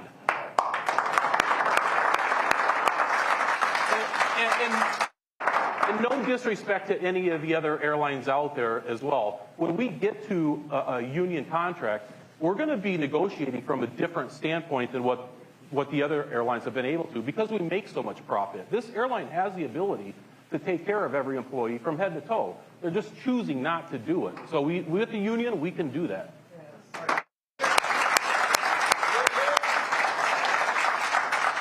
All right, Jim, what's happening at JetBlue? Well, we went to a vote 2 years ago, and JetBlue came around to all the break rooms system-wide and scared the living shit out of everybody. How? They told all the workers that they would lose roster apps, and that's our ability to, pick up shifts, trade shifts. It's how all your scheduling is done for your work week for the next month, several months. Then they also told them that they would lose their flight benefits. They basically absolutely scared the living daylights out of them. So they literally just said it. Right out in the break room. And then they also told them that you could lose everything else. Whatever your pay is now, you could go down to minimum wage. You could lose everything. I was actually cracking jokes saying, yeah, they could come to your house too and just basically take your Christmas gifts. You're going to get nothing. But then on the same hand, they went around to all the break rooms and they asked everybody to give them one more chance. Give us a year to fix this. And we went to the vote 2 years ago in February, and we lost. I went back to work on the ramp. What was the vote? What was the percentage? How much you lose by? It was ugly. It wasn't pretty. I was there. It was a bitter pill. It was 460 to, I believe, almost 900. Okay. But we had all the cards. We had everything in place. And I'll tell you, the numbers were reversed. And we were shocked. And a lot of people that signed cards, they're like, Jarvis, I'm thinking, maybe we'll give them another chance. I'm like, I don't know how that's going to work out for you. A lot of people that didn't want the union, a lot of those people wound up getting fired for very minor, petty things. A lot of the management that promised to fix everything, this, that, the other thing, they were out the door too. JetBlue just basically got rid of a lot of people. A lot of people quit. As bad as Delta is non-union, a lot of people leave JetBlue to go there. We're far worse with the benefits. And the money is, we're probably several dollars an hour lower, but the benefits are far worse at JetBlue. And they speak to everybody about the direct relationship between, you can come in the office and talk to us at any time. Well, only a fool would do that. I mean, you know what I mean? It's like... First of all, what are we going to talk about? Yeah, we're going to talk about you cleaning out your locker first. That's what basically, when they say go to HR, I'll go to HR. I'm like, HR is not on your side, guys. It's not set up by the company. They said give us a year. What happened after a year? Things got far worse. It went from bad to worse. It was like an absentee landlord was running the place, and people were complaining, and I actually told some of them, this is what you wanted. You signed up for this. I know who pretty much wanted it and didn't, and, well, guess what? You got what you wanted. You sound like when I'm preparing to tell all the people who voted for Trump, I'm like, don't come. Yeah, hey, listen. Like, what was my man in the video? No, it's above me now. It's above. Right. I mean, people, they want to complain after the fact, but they could have done something about it. Listen, you want pepperoni on your pizza? Don't complain when you got pepperoni on your pizza. That's all I'm telling you. And then a lot of the people and this is what happened. A lot of the people, I haven't asked anybody for a union card in Boston. We have about 130. They're coming to me. When the time comes, when I'm going to push them, but we have such a turnover problem. Mm-hmm. It's every day, every week is training day. It's in Boston. For a station that has about 550 to 580 people working ground ops in Boston, we're on pace to hire approximately 500 people this year alone, this calendar year. It's constant. The bottom, almost 50 to 60% is in and out the door. Man. Yeah, and that brings up a safety issue because inexperienced folks haven't been trained properly. It's not the same as driving a car when you're driving the tug with the luggage carts behind you. You don't realize you have 4 carts, then you run somebody over. The reason I think listening to all three of you talk, again, for the average person, they're getting on planes, they're just flying, they pay no attention to any of this, don't know any of this sort of stuff. But this also just simply speaks to how someone wants to be able to raise a family, take care of their family, and when you talk about basic things like benefits, and when you talk about protection, when you talk about overtime, I think a lot of people just take that kind of stuff for granted without understanding that you could be in a place where it's right to work, you do it yourself, but it's a lot different when you are operating as a part of collective. And again, in your case, seeing the best of both sides of it has to be also, very difficult to explain to folks what it feels like. Just the one disappointing thing is that at Northwest, during those years that I was employed with them before the merger, that was before consolidation, obviously. So these airlines were losing a ton of money. So negotiations, there were no negotiations. They were coming after us like trying to take money from us, and we were fighting them off. And at Delta at the same time, they're not union. They don't get to hear both sides of the story. They're willing. They were forced to give stuff back straight away, but they're willing because they don't really, times are tough, whatever else. We fought them off for 3 years. We didn't pay concessions for 3 years, and we still went into bankruptcy on the exact same day. So we weren't the problem. So, I don't know exactly where I was going with that, but. I think. No, go ahead. Yeah, if I could just say one thing, okay, because. You can say a couple of things. It's all good. You got time. There's been a lot of negativity here, but a relationship between a collective and a company doesn't have to be negative. What I can tell you from my side is our relationship with the airline is absolutely, fundamentally super strong. Okay, we came. But why? Mutual respect, negotiating in good faith. It just is. But is it also that the airline understands that, when you say mutual respect, that first of all, they can't make money, they can't be on time, they can't have high customer service unless you treat the folks who work for you well. And if you take care of them, they're going to take care of you. Absolutely. And that's exactly right. You know, you take care of the employee, and the employee takes care of the customer. And what I can tell you is I have nothing negative to say about my jurisdiction working for Delta Airlines. Okay, we have a very strong relationship. To give you a little story, I remember in Atlanta, I was on the negotiating committee. There was a USW staffer that was coming in to sit on the negotiations, replacing someone who was there for the following negotiations.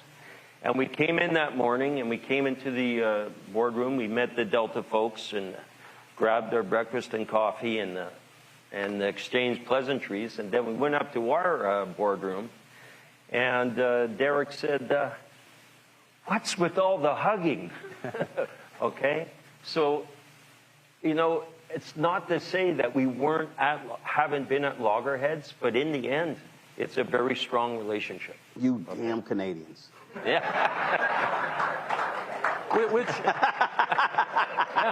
It's interesting to hear him say that, because on the anti-union propaganda side of it, they're telling us that it's going to destroy the relationship, that it's going to make things horrible, that it's going to be combative every single day. And you're listening to another Delta airline employee working with the same company that's doing negotiations, and it's going great. They're getting along. They're hugging like too much, you know? So it doesn't have to be. Like, if they want to choose that, like, that's not what we want to choose either. We want to go to work, and we just want that, you said, mutual respect. And that's what this is all about. We want mutual respect. And it's not, yeah, and it's not just about remuneration, you know, it's about work rules, other benefits, everything from overtime equalization to, we just negotiated a clause. You know, when you have IROPs in this business, sometimes you're stuck in your workplace for a considerable amount of time. Now, anything over 12 hours, you're getting double time, you know, as an example. We've maintained a defined benefit pension plan where the airline pays our contributions. That's been maintained. And the last negotiations, we even negotiated a supplementary plan where we put in 2 and they contribute 2. So, you know, yeah, I mean, it was a fantastic agreement, and health and safety has been brought up. I'm also a health and safety rep. I have nothing bad to say. I mean, I sit on the committee. I chair those meetings. There are meetings as per the Canada Labor Code. And, you know, I've never had to go to corrective action. We work in tandem. We work together. We're a very safe company, in my jurisdiction anyway. I can tell you that. Very safe. And the airline does everything it can to give us the tools we need. Y'all do any hugging, Rich? No. No. I don't know about the rest of the stations with JetBlue. Rich, you need a hug, Rich? I'll throw you one. Come here. There you go. There you go. Listen, the JetBlue pilots went union, and their relationship was not destroyed. There was not one fist fight. They weren't flipping desks. They get along fine with management. Now, JetBlue was telling everybody, give us a chance, give us a chance. And one of the big things, one of the biggest problems in Boston is when you get MSE, mandatory shift extension. They implemented this thing. They said, all right, from now on, we'll give you 2 hours notice, and it won't be longer than an hour, and we're going to do it fairly. Well, the fairly thing, that clearly flew out the window. They're letting you know 30 minutes before the end of your shift instead of 2 hours. And they're not doing it in the order of seniority. And then there's no recourse when they do it to them because there's no union. They made these rules and they said, look, at least you have, this is in writing. Well, you take that piece of paper and you go bring that up to HR, and they're going to get right back to you. But don't wait, because they're not coming back anytime soon. And that's just the way it is. And then all the people, I sit and work, and I listen to it, and they're like, well, then the next question, Jarvis, when's the union coming back? I go, we'll be back in 15 minutes. I go, you didn't want to sign a card a couple years ago. Now you want to sign a card? And but you have to, the hard part is educating them. Mm-hmm. And there's a lot of young and then you have to, some of them are brainwashed, because when JetBlue hires them down in Orlando, as they're training them, they scrub their brain a little and they tell them how good. No, they do. They do. They tell them how good JetBlue's going to look out for them. We call it, they drink the blue juice. It's like Jim Jones giving the lemonade years ago. Kool-Aid. Yeah, killing 1,000 people, right? Well, they have them drinking the blue juice, and it's like, but no, the company obviously doesn't have your best interest in mind.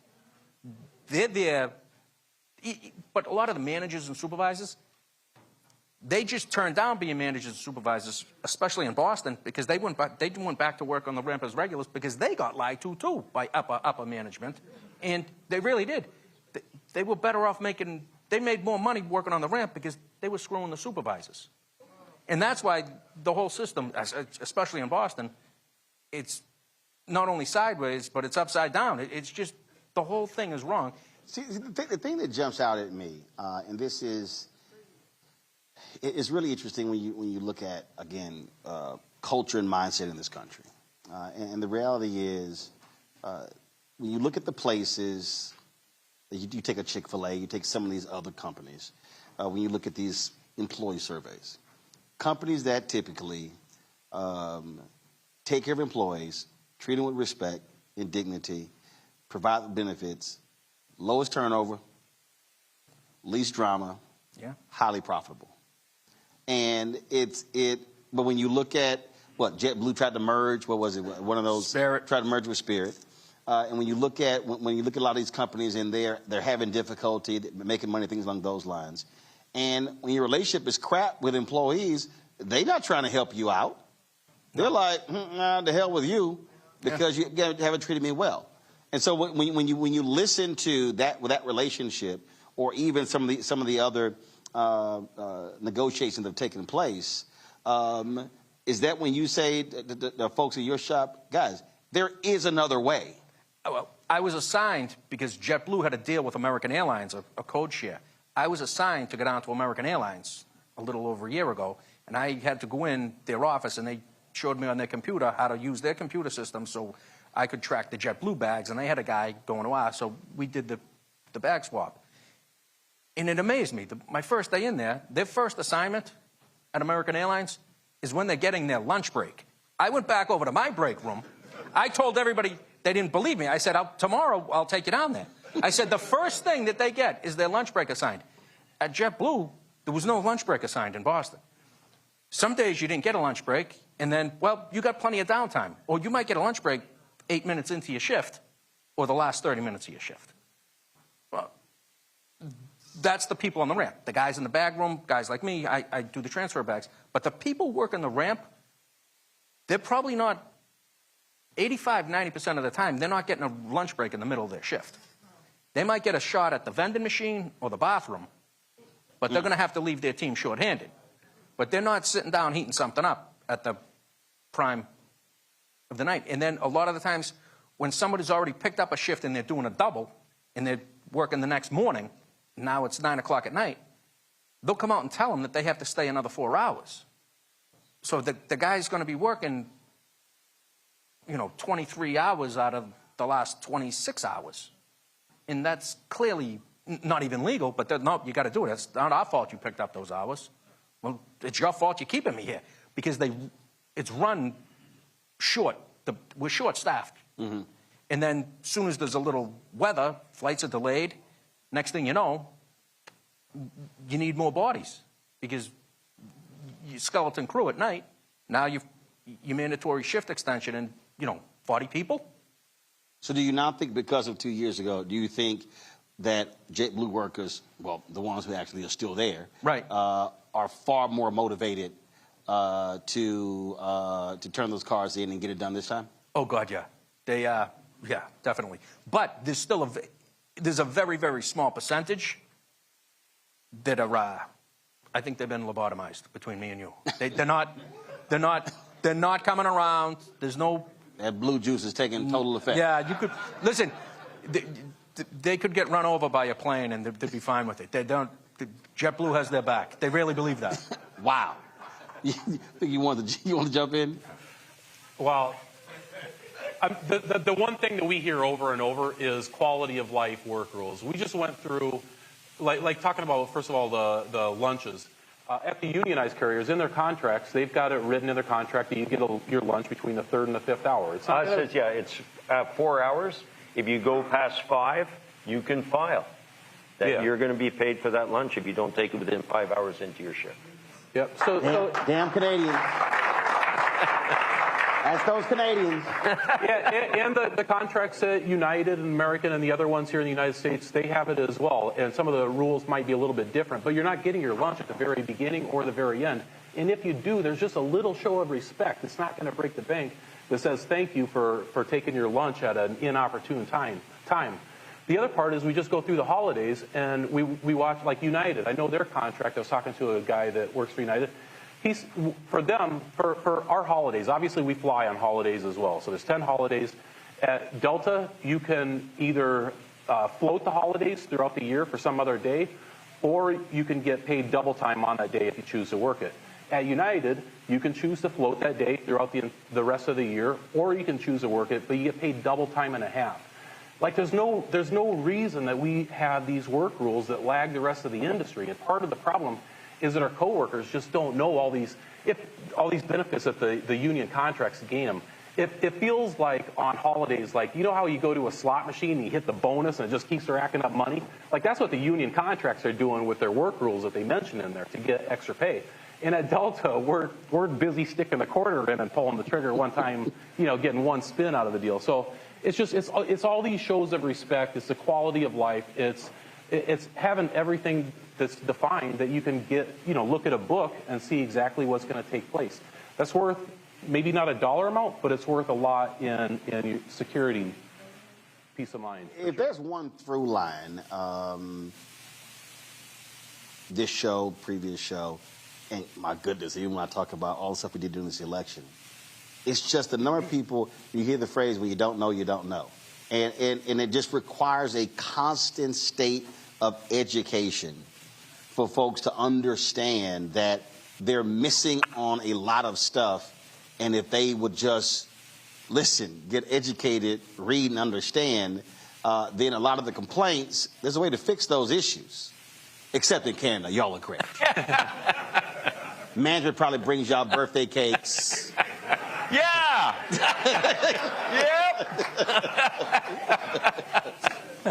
I mean, and that is part of the problem, though, is that they do get educated, but they get educated from our corporate. Like Delta has messaging for our employees every day, so they only hear one side of it. And the good part about a unionized workforce, you're going to hear the corporate, whatever they have to say, but you also get to hear a balanced response to it, where the IAM members get to come into the job and explain to you, listen, this is maybe why it's not so good, and you should think about this other way. So people, they do want to be informed, but when you only get information from one source. What is the weirdest, as I was saying earlier, the number of people who literally are fine with the CEO making $10,000 an hour, but they act a fool when a worker says, can we get paid $10 an hour?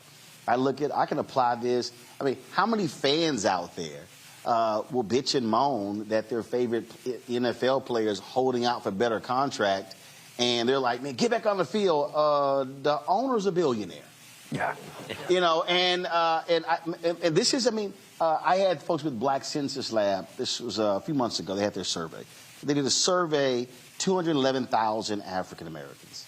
And in their survey, a majority of them were against raising corporate taxes because the company said, oh, they raise corporate taxes, y'all get laid off. When they're going to lay you off anyway, whether they like it or not. But it is the number of people who literally will take the side of management or corporate leaders over their own well-being, and then when layoffs come, then they're one of the folks that they go, what the hell? Well, do you see what you did? And it's just it's just a hard thing, I think, to get people to understand that. If I could point out, Roland, you mentioned, if I could just point out, you mentioned layoff, furloughed. That's also in our deal. So you're furloughed with our collective agreement. You have 25 years service, you'll be paid up to 1,000 hours. 1,000 hours paid. Now, during the pandemic, whoever would have thought that that clause would have come to use to that extent? But once again, it goes to show you what a collective bargaining agreement Oh, can listen, do. I need you, listen, my dad worked for Amtrak for 25 years. They got furloughed in Houston. He got paid for 7 years. Wow. Yeah, that's yeah. So like, he was at the crib every day. Now that kind of got on our nerves. Because he watched the damn news all day long. 6 a.m. to 7 a.m. to noon to 4 to 5 to 6 to 9 p.m. to 10 o'clock, and then the damn rebroadcast. Yes. Then when one station started 7 p.m. newscast, he was watching that. I was like, bruh, seriously? And then he questioned why I decided to go on the news. I was like, all that damn news I had to watch. But again, but the deal they had was, and there were raises in it. It was a 7-year furlough. Wow. Right. And so, and just Jim like, damn. Yes. Are they hiring? That's what happened. So, but again, that's what happened. But that was a negotiated deal. And to your particular point. Yeah. How do you see the next phase for you? You talked about, again, 2 years ago. Now folks are coming to you with their cards. How far away do you think you are from being able to get to the point where to call the election? I don't know, James. Is that classified? Can I? With a little bit of pressure on the gas pedal, we're probably just 2 months away. But your guys are highly motivated. Your men and women are highly motivated. Yeah, they're highly motivated. It's not going to take a lot considering their treatment. So it's, but again, there's going to require significant footwork. Right. Because you're going to have to talk to, because a lot of the new people will be like, oh, gee, I don't know. Let me talk to someone. When I was helping out with the Delta campaign, one guy, he said, let me ask my manager about this. I'm like, no, guy, don't. That's the wrong, that's the wrong answer. You're like, no, here's a list of fired workers you can call. So I gave him information, and I believe we eventually got his card. But there's a tremendous amount of educating. Unfortunately, this goes back to the school system and whatnot, and unions haven't been promoted the way they were when I was growing up. Mm-hmm. Just like not that long ago, obviously. David, I just got an email from one of your members. He said, you forgot to mention the fruit baskets. David, I'm just kidding. Any final thoughts? Anything? Yeah, if I can just say, the other thing about collectives, for me, the United Steelworkers has been a great experience in my life. It's a national local. It's many disciplines. I've met so many great people that are all really out for the same thing, a quality of life for our brothers. And I've really had some great relationships. And it's been really a rewarding experience for me to be a part of the United Steelworkers. So there's that element too. Unions are have such a great cause, and there's so many great people within them. I've met so many great people. I've met a lot of great people here at the IAM just today. So keep it up, And they're all trying to get their passports to go to Canada. Yeah. I would just like to do a call for action from my fellow Delta employees. We have enough support to get us to an election. And we do the math. We need 2,000 cards. That sounds like a lot of people we need to get re-signed. But we've been getting 200, 225, 250 every single week. So don't sit there and do the math and go, man, that's 10 weeks so we can get to an election, because you can't put a date on it. You can't sit there and say that we're going to have an election on this date and then just wait for a bus to get there. Let's double it. Let's triple it. Like, if we have more hands involved, we can get to it sooner. So I just would ask, if you are unsure if your card is valid, make absolutely certain that it's on file and that it's up to date. All right, then. And get involved. And we'll close this out. David and Dan, I think y'all owe Jim a hug. I'm giving free hugs. Folks, we'll be right back on the Black Star Network. I appreciate it. Thank you. Appreciate it. Thank you. Hi, I'm Isaac Hayes III, founder and CEO of Fanbase. Fanbase is a free-to-download, free-to-use, next-generation social media platform that allows anyone to have followers and subscribers on the same page. Fanbase was built through investment dollars from equity crowdfunding from the Jobs Act. People just like you helped build Fanbase, and we're looking for more people to help build Fanbase. We are currently raising $17 million in a Regulation A crowdfund on Start Engine. We've already crossed $2.1 million, but we're looking to raise more capital from people just like you that deserve the opportunity to invest in early-stage startups without having to be accredited investors. So right now, I'd like you to go to startengine.com/fanbase and invest. The minimum to invest is $399. That gets you 60 shares of stock in Fanbase right now, today. And then use Fanbase to connect with friends, grow your audience, and be you without limits.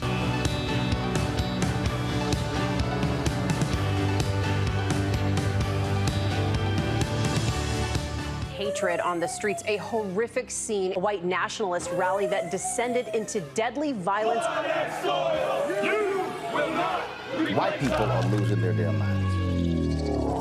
As an angry pro-Trump mob storms the U.S. Capitol, we've seen We're about to see the rise of what I call white minority resistance.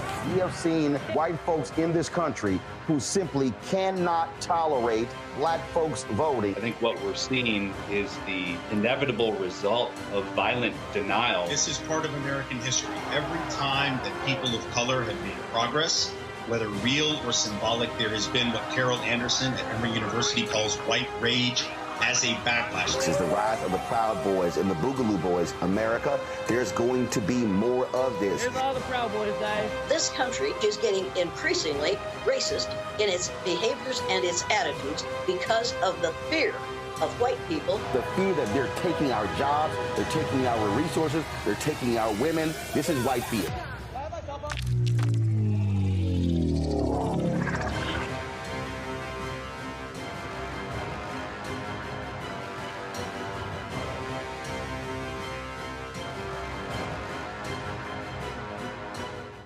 On the next Get Wealthy with me, Deborah Owens, America's Wealth Coach, Black Americans have 1/10 the wealth of their white counterparts.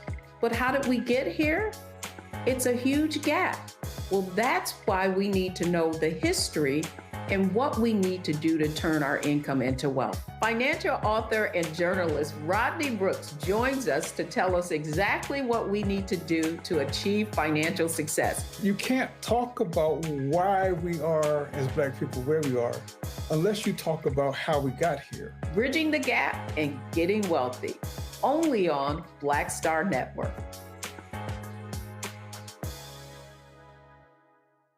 Hi, I'm Dr. Jackie Hood Martin, and I have a question for you. Ever feel as if your life is teetering and the weight and pressure of the world is consistently on your shoulders? Well, let me tell you, living a balanced life isn't easy. Join me each Tuesday on Black Star Network for A Balanced Life with Dr. Jackie.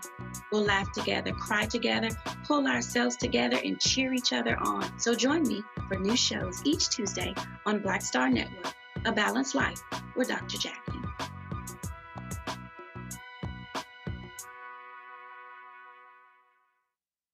Hey, what's up, y'all? I'm Devon Frank. I'm Dr. Robin B., pharmacist and fitness coach, and you're watching Roland Martin Unfiltered.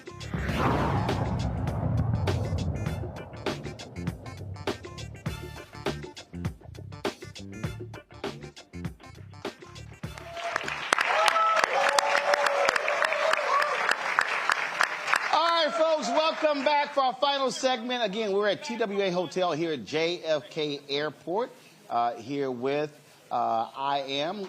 It's been a fantastic show. We're going to close this out. Richie Johnson joins us, returns back, General VP, IAM Air Transport Territory. James Carlson, Transportation Coordinator, IAM as well. Gentlemen, glad to see both of you. James, I'll start with you. So,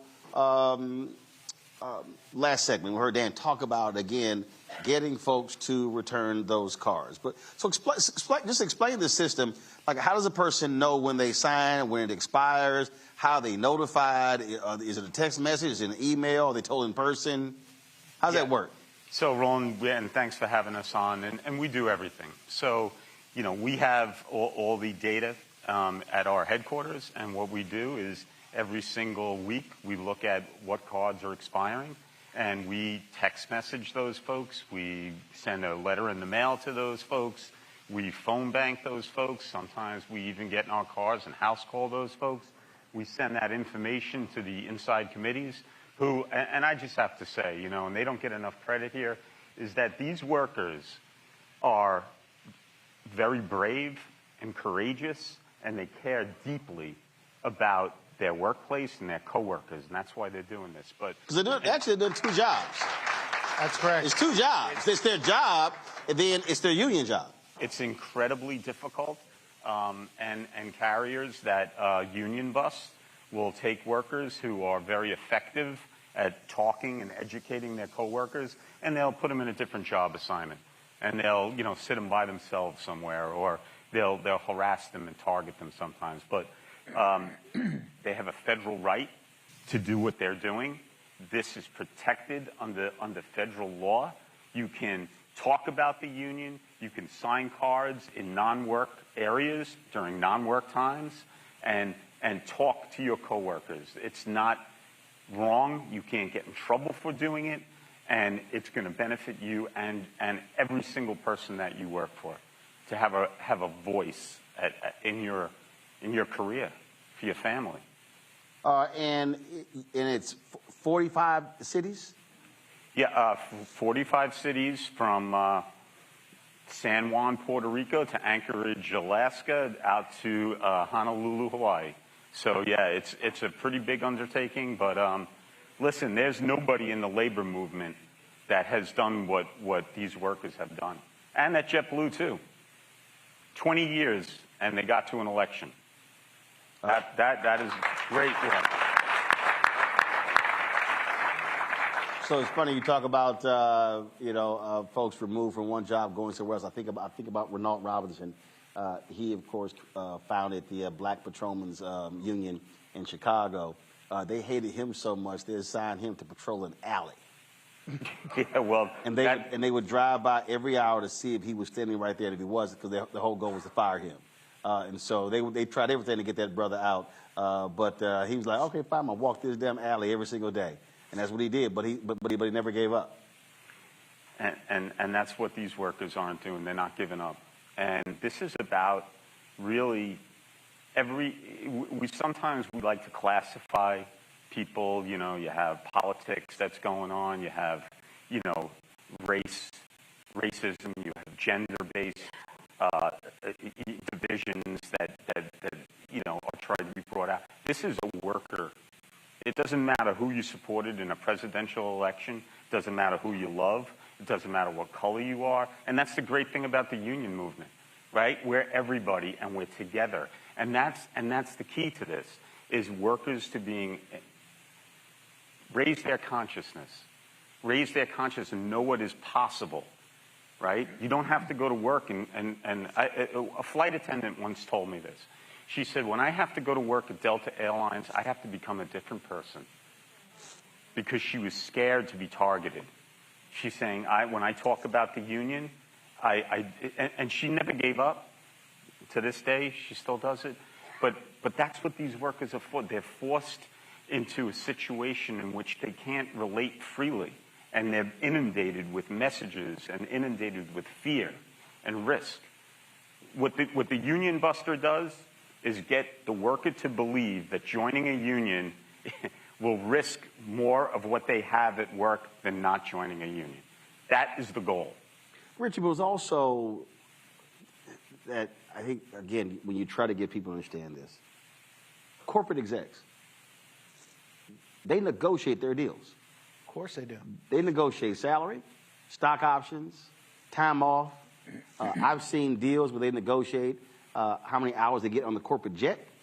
I've seen there was an executive with Disney where they bought his house in the D.C. area, gave him the loan for his house in California, then we left the company, paid off that house for him to go back. I mean, so when companies act like workers are demanding too much, This is literally what executives do every single day in these Fortune 500 companies. Yeah, and we bring it to their attention. We talk to our members about that all the time. Excuse me, and they're not shy about it. They're not embarrassed about it. Like these CEOs don't have no guilt over it, or they don't care one bit about it. I mean, look at what the Boeing. Just to go back for a second here to the Boeing thing. Boeing executive was brought to Senate hearings. Right? Mm-hmm. He sat in front of them, and it was a stroke job. I mean, you had all these senators or congressmen and women there, and they're trying to chastise him and tell him, and how much money do you make, and what are you going to do? And he just sat there with a smirk. He just sat there like laughing at because he was being paid to be there.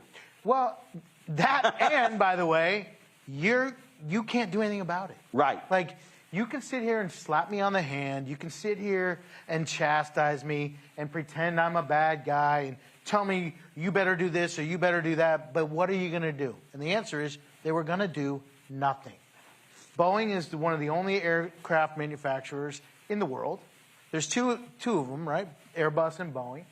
And the saying too big to fail. They're not worried. They weren't worried about were they going to put sanctions on them. They weren't going to do anything to them. And they're not going to lose any government contracts. No, but you know who could do something to them? Their employees. There was zero people, I don't care who you are, Congress, president, okay, nobody was going to hold them accountable. Nobody, except the employees. Because when those employees walked out the door and they said, no, screw you and your offers, and they rejected it 3 times, twice officially, but 3 times as a whole, it was only those 30,000 plus employees, 35,000 employees and their union leadership that could hold Boeing accountable. Because guess what? You don't make them, you don't make no money. So when workers don't think they have the power, they're wrong. You have all the power. Right. Here's the only people that could hold one of the most powerful companies in the world accountable. It was the employees. And guess what? They got it. They got all of it, and they won. But the thing there, James, one employee can't walk out. It has to be a collective in order to make that change happen. That's 100% correct. There is power in unity, and we in every great movement in the United States, unity. You look at any time. You look at the labor movement when the labor movement first began. You don't have power when you walk into an office by yourself, right? When you're a non-union and something happens at work, this is exactly what happens. Somebody sees you do something, if you're working on the ramp or you're working in the bag room and the manager doesn't like you for whatever reason, calls you in the office to discuss that little problem, you're not there with anybody. And with the union, you have somebody to back you up. And you got your brothers and sisters that work with you, hundreds, maybe thousands, that they stand with you. So there is power, and this is what this is about. It's about power. The reason why JetBlue and Delta say it's better without a union is because they know with a union the workers have more power.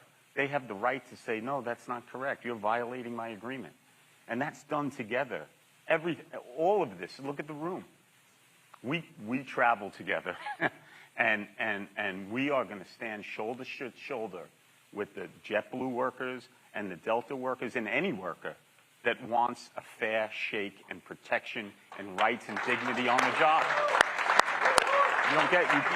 It's impossible. Well, we certainly appreciate being with you, partnering with you, and I tell people all the time, the reality is when TV One canceled my show December 2017, there were a lot of people who were upset. They were mad. They wanted to go meet with the CEO. I said, y'all, that's a waste of time. And I said, he's not going to budge. And we went, our last show was December 21st. And an hour after we had that last show, I was sitting with Lee Saunders, who's the president and CEO of AFSCME. And Lee is an Alpha fraternity brother of mine. And he was bemoaning the fact of the show. He said, hey, we need this voice, especially going to election year. Then 24, I met with him, explained to him the vision with all that this is, and then 24 hours later, he said, we're in. So ASME was the only sponsor we had our first 2 years. And that's what allowed us to be able to build this, create this show, and going from 157,000 YouTube subscribers to now 1.52 million. And so, you know, we've been doing 25, 30 million views a month. And so if it wasn't for them, we would not have been able to launch this show the scale that we did and to be at this point 6 years later. So so again, understanding why voices matter. And we also understand being able to spread this message, people begin to learn, and hopefully more people have a better understanding of the reality of many of these airline workers, and they can understand when they're trying to unionize. Now they know exactly what that means. So we appreciate partnering with y'all. Thank you so very much. Thank you, Roland. Glad to be here. James, thanks a lot. Richard, thanks a lot. We thank all of y'all as well. I appreciate it. And so if folks want more information, where do they go? What's the website? Where do they go? Where are we going? What's our website? If folks trying to reach y'all, where do they go? IAMdelta.net. You can go to that and get some more information. Say it again. IAMdelta.net. You can go to any one of the social media pages on Facebook, Delta and JetBlue. JetBlue's doing a great job without a website, so maybe we don't put one up. I don't know. So it's IAMdelta.net. IAMdelta.net. Yes, sir. All right, I appreciate it. Thanks a lot. Thank you. Folks, that is it for us. I'll be back in studio in Washington, D.C. tomorrow. Don't forget to support the work that we do. We've got some great things coming up. I'll be in Oakland Thursday and Friday. Friday speaking at the memorial service for Frankie Beverly. Then, of course, Monday, Tuesday, and Wednesday, we're in Atlanta for Global Hope Forum with Operation Hope. Don't forget, support all the work that we do, folks. If you want to join our Bring the Funk fan club, our goal is simple, getting 20,000 of our fans contributing on average $50 each. That's $4.19 a month, 13 cents a day. Since we launched this show, we've had 35,000 individual donors to our show. They've made it possible for us to do the work that we do. If you want to contribute using Cash App, use the QR code from Stripe right there on the screen. And if you are listening, just go to Black Star Network or RolandSMartin.com for that QR code. You can also, of course, send your snail mail. Check your money order. P.O. Box 57196, Washington, D.C. 20037-0196. PayPal is R Martin Unfiltered. Venmo RM Unfiltered. Zelle Roland at RolandSMartin.com. Roland at RolandMartinUnfiltered.com. Of course, download the Black Star Network app. We've had about 130,000 downloads. We want to get to 200,000. Apple TV, Android TV, Apple phone, Android phone, of course, Roku, Amazon Fire TV, Xbox One, Samsung Smart TV. Also, you get a copy of my book. All the proceeds go right back into this show.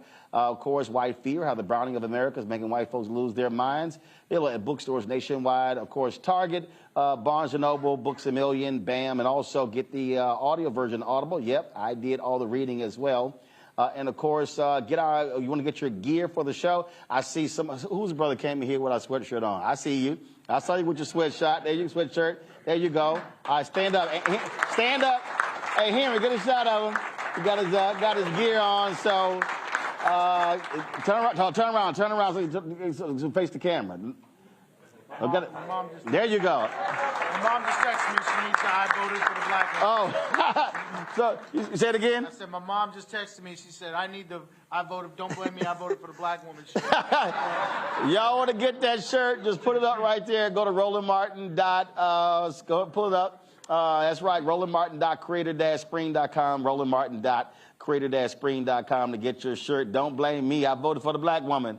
I'm wearing that a lot over the next 4 years. Apparently so will my mom. Yes, so will your mama. All right. And tell your mom when she gets her shirt, take a picture. I'll put it on social media, show it on the show. Folks, that's it. Again, let me thank all of y'all. Good luck in your efforts, and we appreciate helping y'all make this possible. And again, everybody deserves to get what they deserve to take care of themselves and their families. So thank you so very much.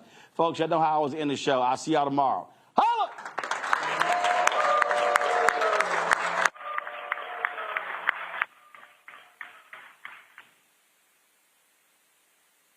Black Star Network is here. Oh, no punch! I'm real revolutionary right now. Thank you for being the voice of Black America. All momentum we have now, we have to keep this going. The video looks phenomenal. See, there's a difference between Black Star Network and Black-owned media and something like CNN. You can't be Black-owned media and be scared. It's time to be smart. Bring your eyeballs home. You dig?